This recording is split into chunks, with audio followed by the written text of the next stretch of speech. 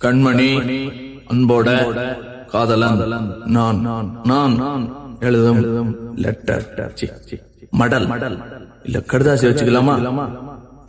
கடிதமே இருக்கட்டும். படி. கண்மணி அன்போடு காதலன் நான் எழுதும் கடிதமே. பாட்டாவே படிச்சிட்டியா?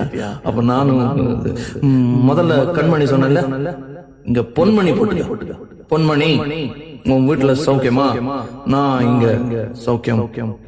பொன்மணி, உன் வீட்டில் சௌக்கியமா? நான் இங்கு சௌக்கியமே.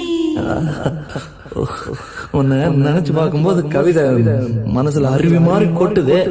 ஆனா அதை எழுதணும்னு உட்காந்தா அந்த எழுத்துதான் வார்த்தை. உன்னை எண்ணி பார்க்கையில் கவிதை கொட்டுது, அதான் அதை எழுத நினைக்கையில் வார்த்தை முட்டுது. அதேதான்.